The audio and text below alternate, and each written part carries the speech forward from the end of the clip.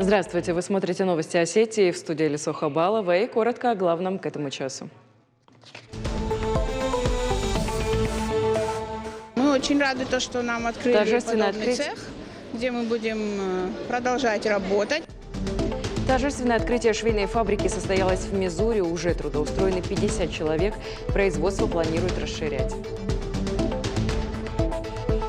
Прям затянуло, и было настолько интересно, что мне хотелось ходить на это все больше и больше. В педагогических классах республики школьникам проводят мастер-классы преподаватели Северо-Осинского госпедагогического института. О главной цели таких мастер-классов расскажем в выпуске через несколько минут.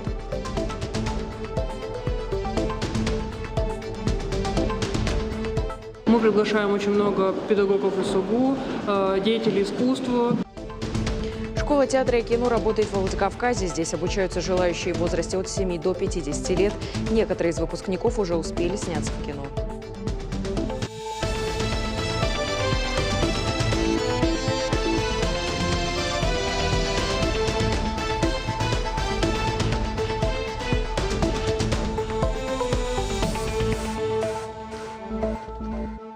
Торжественное открытие швейной фабрики состоялось в Мизури. На открытии присутствовал председатель правительства республики Таймураз Тускаев. Сейчас на фабрике трудится 50 человек. В планах расширить предприятие. Подробнее обо всем Алана Томаева. Работа на швейной фабрике уже запущена. Жители Мизура открытия предприятия ждали год. Поэтому сейчас с удовольствием приступили к обязанностям. Перед началом работы каждый прошел обучение во Владикавказе. Местные говорят, открытие фабрики позволит многим работать в родном селении. Раньше приходилось за заработком уезжать в более крупные населенные пункты. Прежде я работала диспетчером Трест Гидромонтаж, то есть это станция, которую мы тут построили в прошлом году. Теперь мы очень рады, что нам открыли подобный цех, где мы будем продолжать работать, так как нам нужно дорабатывать до пенсии. Мы очень благодарны руководству республики. На открытии фабрики председатель правительства республики Таймураз Тускаев. Он ознакомился с производством и пожелал его сотрудникам успеха в работе. Премьер отметил, важнейшая задача власти – создание рабочих мест, а также всеми силами способствовать развитию новых производств. Задача – это обеспечение общего экономического роста, это развитие муниципальных образований и в целом повышение качества жизни. То, что мы здесь увидели, говорит о системных подходах к реализации бизнес-проектов. Это использованные прошлые мощности, вложения инвестора и соединение труда и капитала, что дает и рабочие места, и уверенность в будущем. Алагирский район – зона приоритетного экономического развития республики. По этой программе в Мизури открыли швейную фабрику. На данный момент предприятие предоставляет 50 рабочих мест. Здесь будут изготавливать одежду широкого профиля. В данном проекте на данный момент реализовано 50 рабочих мест создано и, надеюсь, будет реализовано. Мы в этом надеемся на поддержку жителей поселка Мизур, которые заинтересует данная профессия. Данная профессия – это швейная профессия, это легкая промышленность. Она всегда востребована, на данный момент она находится на подъеме. Я думаю, жители поселка Мизур с энтузиазмом воспримут наше швейное производство, начнут подключаться и помогут нам совместными усилиями реализовать данный проект в поселке Мизур. В планах у руководства швейной фабрики увеличение объемов производства и, как следствие, создание большего количества рабочих мест. Тем более интерес со стороны жителей Мизура есть. Алана Томаева, Хэта Гапоев. Новости Осетии. В Северной Осетии по нацпроектам продолжают строить и капитально ремонтировать социально значимые объекты. Все по-прежнему под контролем премьера Таймураза Тускаева. Накануне он побывал в селении Мичурино, где продолжается строительство Дома культуры. В заводском Таймураз Тускаев проверил ход строительства детских садов. Где еще успел побывать и остался ли доволен, узнавала Алана Томаева.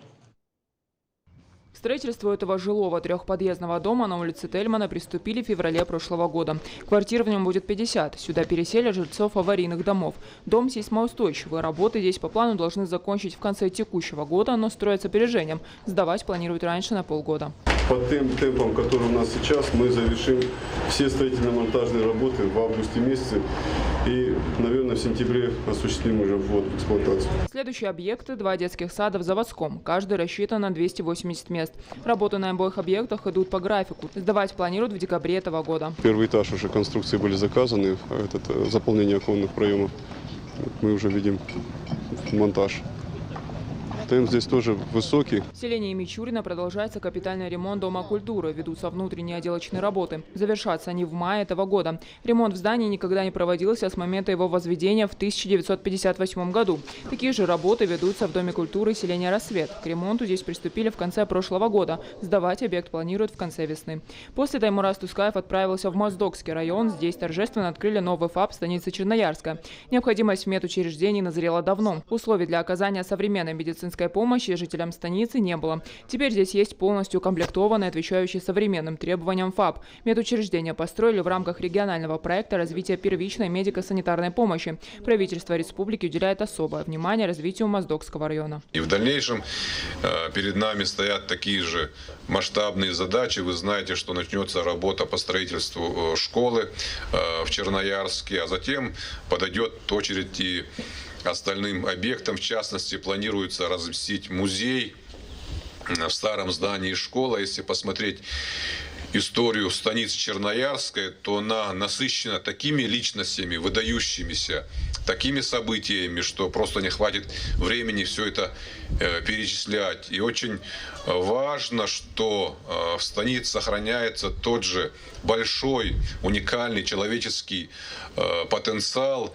Люди также талантливы и трудолюбивы. Это залог того, что и в будущем мы будем также динамично развиваться и делать добрые и красивые дела. Таймураз Тускаев отмечает, строительство и открытие новых социально значимых объектов – это один из главных показателей успешного социально-экономического развития республики и результат совместной работы всех ответственных ведомств. Работу в этом направлении планируют продолжить. Алана Томаева, Хэт Агапоев. Новости Осетии. В Северной Осетии продолжается массовая вакцинация населения от коронавируса. Прививочные пункты разворачивают как на базе медучреждений, так и в местах массового скопления людей. На рынке Викалина развернули пункт вакцинации против коронавирусной инфекции. Сегодня покупатели смогли не только найти необходимые продукты и предметы быта, но и сделать прививку от коронавируса. Вакцинацию проводили врачи 7-й поликлиники, помогали медикам волонтеры. Получить вакцину могли все желающие. Куда может обратиться каждый желающий 6 дней в неделю с утра до 4 часов дня и пройти вакцинацию. Единственное, мы просим, конечно же, наличие документов, удостоверяющего личность, для того, чтобы внести данные и на портал госуслуг. Более того, у нас сформированы мобильные бригады, которые вакцинируют как в медицинских организациях. Мы провели акции в эндокринологическом диспансере. Также мы провели акцию в клинической больнице скорой помощи. Вакцинировали сотрудников как бригад скорой помощи, так и сотрудников стационара. Думаю, да, надо вакцинироваться. Обезопасить себя и свою семью от всего этого. От напасти, которая на весь мир напала. Образованию в Северной Осетии уделяют особое внимание. Для учителей проводят различные конкурсы, которые стимулируют их к качественной работе. Создают точки роста, а также реконструируют и строят новые школы. Так, например, совсем недавно состоялось торжественное открытие нового корпуса при 44-й школе. Подробнее обо всем Тамерлан Рамонов. Качественное образование подрастающего поколения – наш приоритет, считал Вячеслав Битаров. За 5 лет под его руководством в республике удалось построить 11 детских садов и 9 школ. А на прошедшей неделе торжественно открыли новый корпус средней образовательной многопрофильной школы номер 44 имени Владимира Кудзоева. Трехэтажное здание построено в рамках национального проекта образования и рассчитано на 550 мест. Исторические факты, вот у вас у каждого есть, вы найдете, вы заполняете, что было характерно для именно исторического периода. Введение нового здания в эксплуатацию поможет решить проблему двухсменного обучения в школе. Сюда переведут обучающихся 8-11 классов. Для их удобства между двумя зданиями образовательной организации по графику будет курсировать школьный автобус. Ученица 10 класса Амина Голобаева считает, что новый корпус школы позволит не только посещать уроки с первой смены, но и поможет ученикам развивать свои навыки по разным направлениям. На самом деле все ученики нашей школы были очень рады перейти в это новое здание, и в принципе этот корпус поражает своим и масштабом, и современностью. И так в каждой рекреации у нас, допустим, есть тематические места, где ребята могут заниматься в неформальной обстановке, без учителей, обсуждая между собой какие-то интересные темы. И это очень хорошо, и все в восторге. Акклиматизация прошла очень быстро. В первый же день ребята уже всю школу исследовали, уже узнали, где что находится, всем очень нравится. А мне больше всего, наверное, понравилась зона коворкинга. Теперь школа позволит не только вычитать и умножать малышей, не обижать, но и с использованием новейших технологий осваивать проектную деятельность. Это уникальный учебный класс, это уникальное учебное помещение, называется коворкинг, это сотрудничество, здесь проектная работа, здесь будут проводиться проектные работы, как дети сами будут работать, индивидуально можно работать, также и со своим руководителем можно здесь работать. Здесь могут быть будущие специалисты, профессионалы, здесь могут вырасти будущие политики и так далее. Здесь очень технически оснащено это помещение. Здесь вот смарт-телевизор, здесь вот рядом находится эта информационная подстанция. Новая школа состоит из 6 блоков, в которых разместились учебные кабинеты, пищеблок, актовый зал, 2 спортивных зала, библиотеки, мастерские, тематические рекреации. Выполнены работы по устройству спортивных площадок, стадиона с искусственным покрытием, а также благоустройство и озеленение территории ограждения участка. Во-первых, мы перешли в первую смену. Мой ребенок учился во вторую. Было очень удобно. Сейчас появилось много времени для посещения кружков и секций. И по своему ребенку я вижу, что она стала ходить в школу с горящими глазами. То есть появилось больше желания учиться в такой новой, светлой, технологичной школе.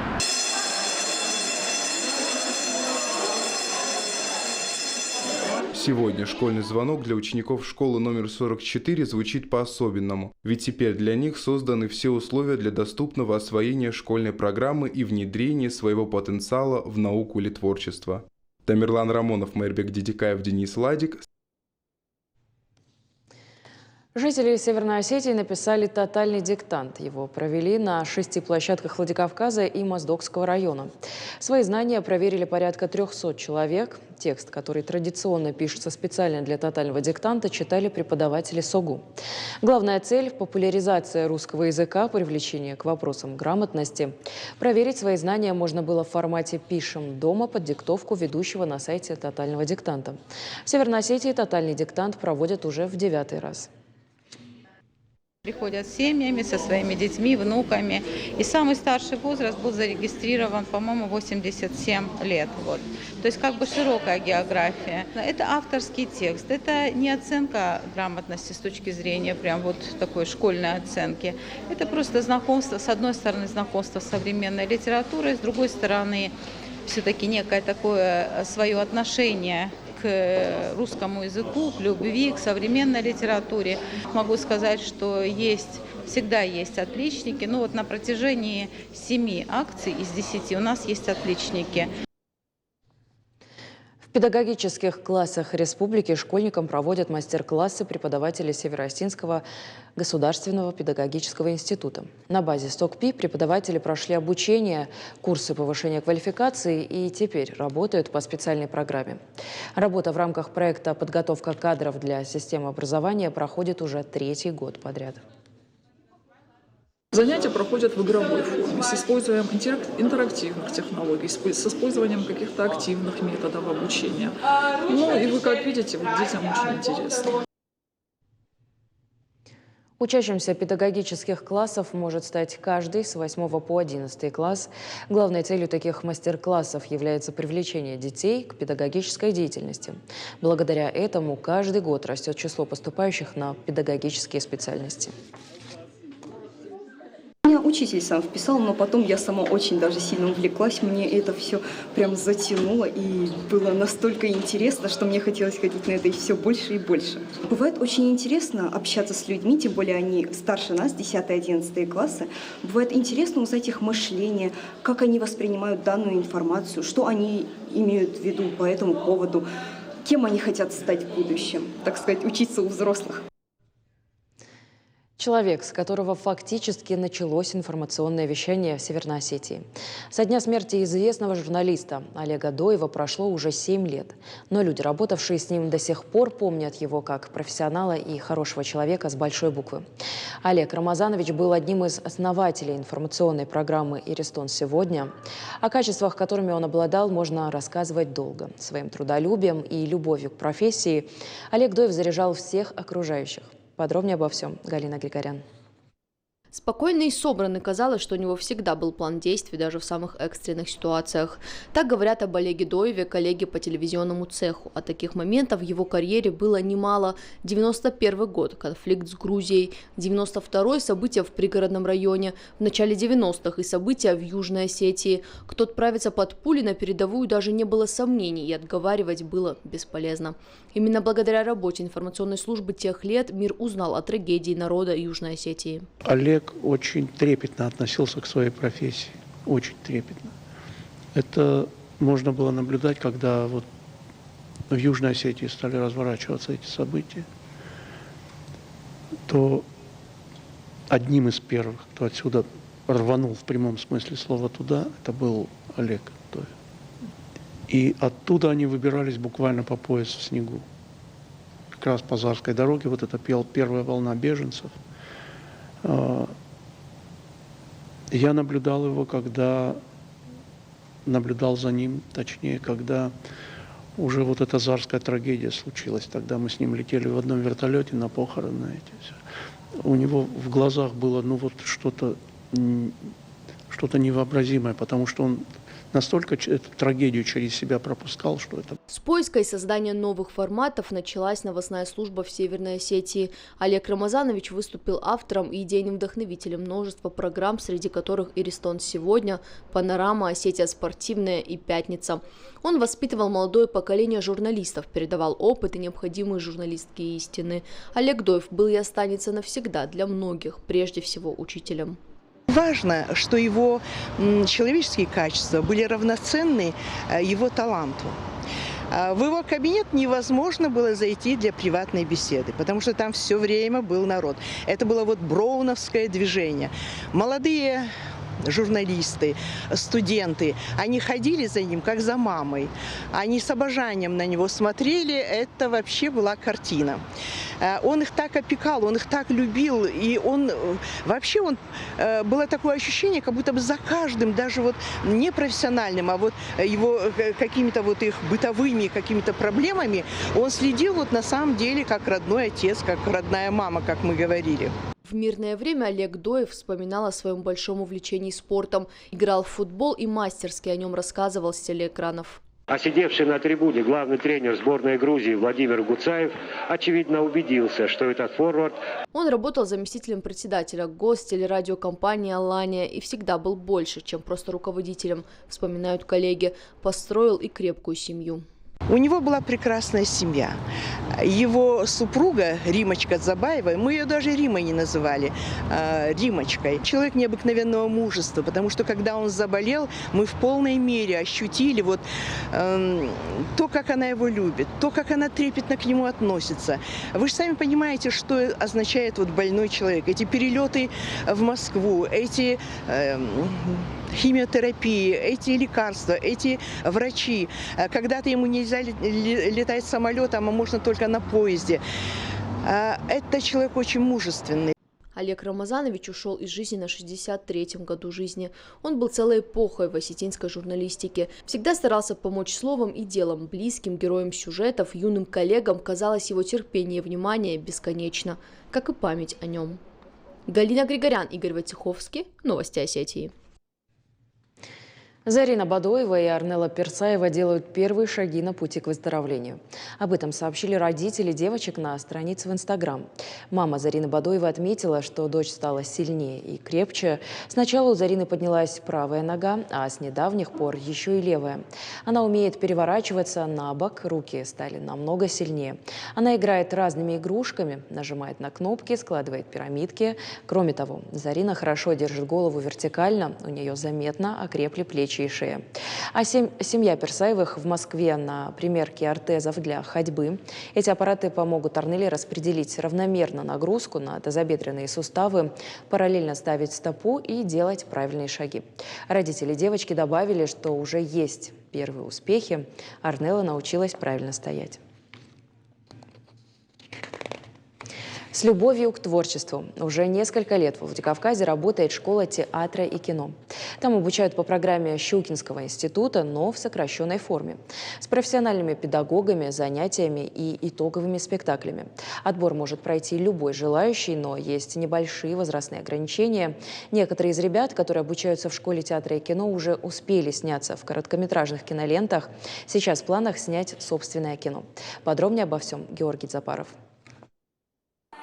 Молодые, талантливые, энергичные. В школе театра и кино других не бывает. Актерское мастерство, сценическая речь и даже каскадерское искусство. Здесь каждый найдет занятие по душе. Скоро эти ребята попробуют свои силы в настоящем художественном фильме. А вот Артур Засеев уже успел дебютировать в кино. Молодой человек сыграл главную роль в короткометражном фильме «Любовь к жизни». Съемки проходили в горах Северной Осетии. Экранизация рассказа Джека Лондона о человеке, чье желание жить оказалось сильнее тяжелых испытаний. Фильм, как можно сказать по названию, о любви к жизни. То есть человек максимально пытается зацепиться хотя бы за малейшую возможность выжить, потому что условия невероятно тяжелые, у него рвется одежда, холод, она у него вся мокрая, потому что проходили через реку, еды нет, патронов нет, то есть просто о человеке, который пытается все-таки зацепиться за какую-то последнюю возможность. Основатель школы Любовь Морецкая в Владикавказ приехала из Луганска в 2014-м. Очень быстро познакомилась с местной талантливой молодежью. А еще через 3 года ребята совместно открыли школу театра и кино. Стоит отметить, это не творческий кружок, не просто хобби или развлечение. Это настоящая школа с профессиональными педагогами, занятиями и итоговыми спектаклями. Обучение проходит по программе Щукинского института, но в сокращенной форме. Ребята у нас обучаются 1,5 года. Каждые 3 месяца мы сдаем экзамены, занимаются они каждую неделю по 3 раза. 2 раза это актерская, 1 раз каскадерская. И по итогу у нас получается спектакль, на который уже приходят смотреть зрители. Мы приглашаем очень много педагогов из СОГУ, деятелей искусства, режиссеров из других отраслей. То есть и на экзамен они тоже приходят, то есть у нас идет оценочная работа. Пока все держится на энтузиазме. Обучение, естественно, платное. Иначе просто нечем покрывать расходы по аренде зала и зарплате педагогам. Не говоря уже о театральных реквизитах. Стоит они дорого. Такие цены неподъемны для школы. Но без них сложно подготовить профессиональный спектакль. За помощью ребята обратились к депутату партии «Единая Россия» Дмитрию Дюбуа. На выделенные средства уже купили световое и звуковое оборудование, кинообъектив, стабилизатор для камеры, проектор и многое другое. Но особые, почти детские эмоции у ребят вызвали новые шпаги для фехтования и постановки сценических боев. Все мы помним Кавказскую студию кинохроники, и очень приятно, что сейчас есть люди, которые пытаются возродить, сохранить, приумножить то, что когда-то было на всю Россию, на весь Советский Союз, славно своими традициями, своими специалистами, своими актерами, своими режиссерами. И вот мы пообщались с руководством, они нам рассказали о своих планах, рассказали о своих успехах. Это производит впечатление.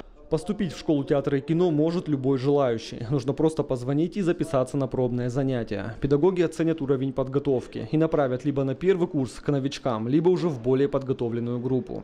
Принимают всех без возрастных ограничений. Сейчас в школе занимаются дети от 7 лет и взрослые до 50. Георгий Запаров, Мейрбек Дидикаев, Новости Осетии. Во Владикавказе проходит чемпионат СКФО и ЮФО в рамках межрегиональных соревнований по баскетболу среди мужских команд.